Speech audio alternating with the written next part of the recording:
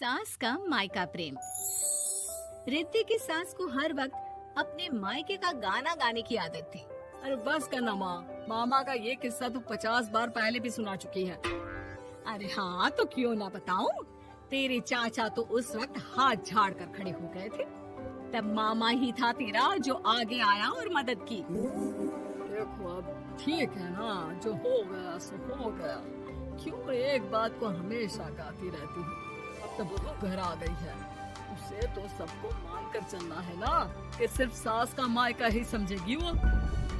तभी वहाँ रिद्धि आ जाती है। माँ, आज मैं घर जा सकती हूँ? माँ को मेरी बहुत याद आ रही है। शादी के बाद एक बार भी नहीं गई। हाँ तो कौन जाता है। अरे मेरी शादी के बाद जब मैं विदाई होकर आई, इतना बड़ा ससुराल मेरा, खाने वाले 10 लोग और बनाने वाली मैं सिर्फ एक। ऐसा लग रहा था जैसे सिर्फ खाना बनाने के लिए ही ब्याह किया है।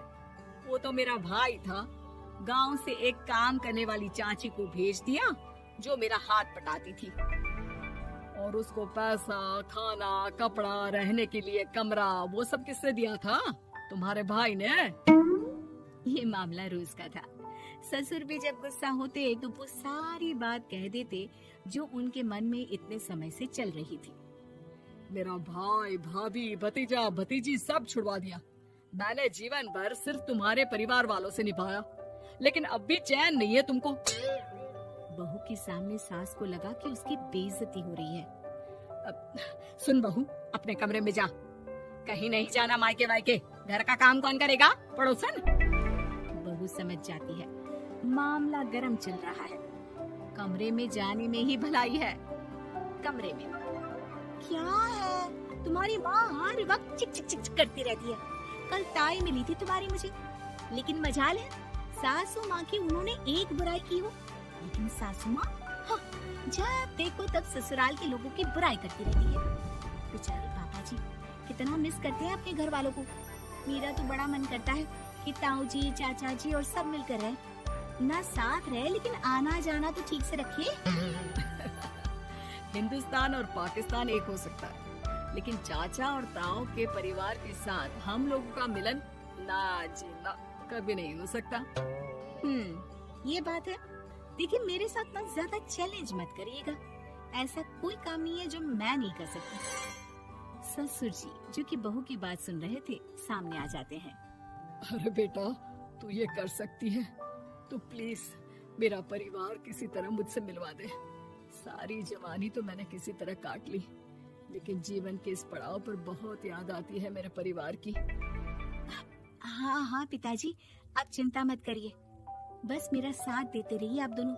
फिर देखिए कैसे माँ जी भी ठीक हो जाएंगी और पूरा परिवार भी एक हो जाएगा। थोड़ी देर बाद बहू सामान लेकर घर से निकल रही होती है कि मना किया था ना तुझे मायके जाने के लिए, फिर क्यों जा रही है? बहू कुछ कहती इससे पहले ही बेटा बोलने लगता है। क्या है माँ, वो घर जा रही है। वैसे भी उसके माता पिता ने मुझे 10 लाख दिए तब जाकर मेरा काम शुरू हो पाया, वरना तूने मेरे लिए किया क्या है? अरे वाह बेटा, बचपन से पढ़ाया लिखाया, तेरे दुख दर्द में जगी, और आज वो लोग तुझे सही लग रहे हैं?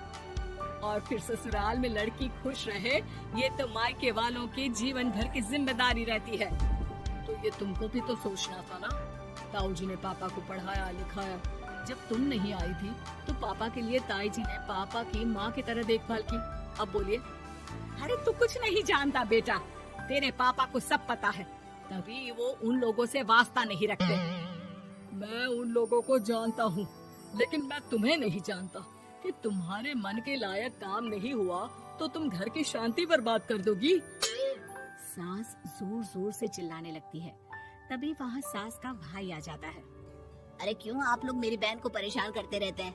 पहले ये जीजा कम थे, जब बहू भी आ गई।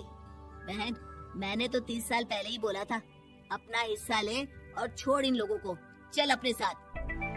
बहू समझ जाती है कि मामा ससुर की नजर किस पर है। देखा, तुम लोग मुझे अकेला मत समझना, मेरा भाई खड़ा है आज भी मेरे लिए। बहू मायके जाती है और आते वक्त साथ में नौकरानी ले आती है। अरे बहू, कुछ खाने को दे दे। अरे आंटी, क्यों भाभी को परेशान करती रहती हो? उनके भाई ने मुझे जिम्मेदारी दी है। किसी भी चीज की परेशानी नहीं होनी चाहिए भाभी को। जो चाहिए मुझे बोलने का। आय हाय, बहू के मायके वालों का इतना दखल। ये मेरा घर है, कोई कल का आए इसे पूरा कैप्चर कर ले, ये बर्दाश्त नहीं होगा मुझसे। क्या हो गया सासू माँ? क्यों सुबह सुबह चिल्ला रही है? चमेली, ओ चमेली, क्या कहा था मेरे भाई ने तुझे? अरे दीदी बहुत तेज है आपकी सासू माँ। मैंने तो बोला कुछ चाहिए तो मांग लो मुझसे। अरे निकल यहाँ से, घर को रेलवे स्टेशन बना रखा है, जो देखो वो घुमा जा रहा है यहाँ से वहाँ। ये कहीं नहीं जाएगी। ये जाएगी तो घर का काम कौन करेगा? मैं। हाँ, और क्या करती है बहुएं? घर का काम ही तो करती है, इसमें नया क्या है? तभी वहाँ ससुर जी आ जाते हैं। हाँ, तो यही बात तो तुम्हें भी समझनी चाहिए थी ना। आज बहू के मायके से नौकर आ गया तो तुम्हें बुरा लग रहा है? अरे तो उस वक्त गर्मा गर्म खाना तो सबने खाया ना। ऐसा तो नहीं है कि मेरे मायके का नौकर था तो सिर्फ मेरे लिए बनाता था। अरे निकालो इसे, फिलहाल बाद में बात करती हूँ। सास का गुस्सा जोर से नौकरानी पर फूटता है। तभी वहाँ बेटा सामान के साथ आकर खड़ा हो जाता है। चलो रिद्धि, तुम ठीक बोलती हो। मेरी माँ को तो हम लोगों की कोई फिक्र है ही नहीं, ये तो सारा दिन सिर्फ अपने बारे में सोचती है। और देखिए, मैं अब से कह रही हूँ कि अब से इस घर की तरफ आपको देखना भी नहीं है। नहीं आना आज के बाद इन लोगों से मिलने। हाँ, बस कभी कभी दिन में 2 बार मिलने आ जाओ। नहीं, बिल्कुल नहीं। ससुर झूठा नाटक करते हुए। मेरी बीवी ने मुझे मेरे ही परिवार से दूर कर दिया, आज बहू मेरा इकलौता बेटा दूर कर रही है। हाय, कैसे जीऊंगा मैं? वाह, वो भाई जो आपको बेटी की तरह मानता था, उन्हें छोड़ने में तो दुख नहीं हुआ। आज खुद का बेटा छोड़कर जा रहा है तो कैसे जीऊंगा? बढ़िया है। अब सास समझ चुकी थी कि उससे गलती क्या हुई है। मुझे माफ कर दे बहू।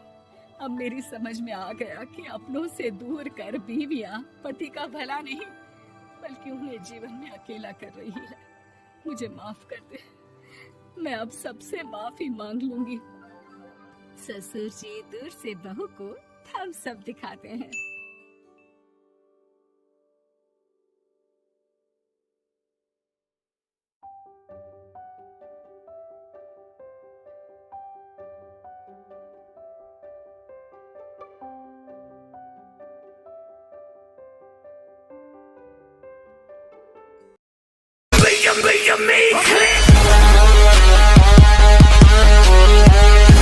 Like, subscribe,